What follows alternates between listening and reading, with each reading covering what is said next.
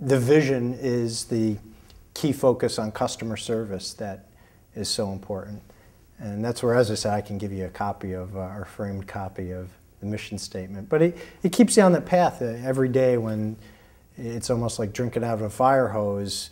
At least you know there's a roadmap to where you want to be, as opposed to just driving aimlessly or turning the car every few miles because of the latest bump in the road that came up. Sure. How often do you talk to other chiefs? Probably not as much as I'd like to. I think that's a critical part of seeing what works, what doesn't, what are the issues they're dealing with.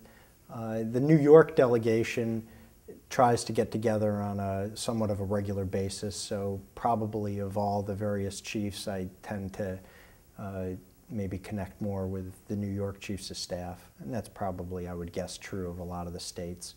What's the favorite part of the job for you?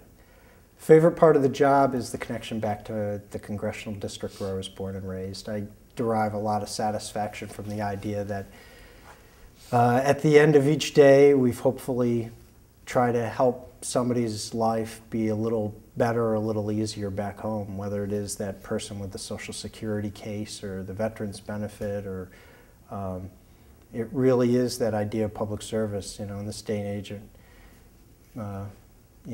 Folks become so cynical, I think, particularly in Washington, but I haven't, lost that perspective. Do you find a big difference between here and Washington? I am a Washingtonian, I'd have to admit, after all this time. But, what does that mean? I mean, we're all Americans, and Washington is America, and, most of the people like myself down here are born and raised from other parts, and in my case, I get back to New York as much as I can because my job requires it. I like to think there isn't as much as maybe the popular perception might be. And finally, what do you do to relax? I try to enjoy time with my twin daughters and my wife and our 2 cats, and just enjoy family because, at the end of the day, that's the most important thing.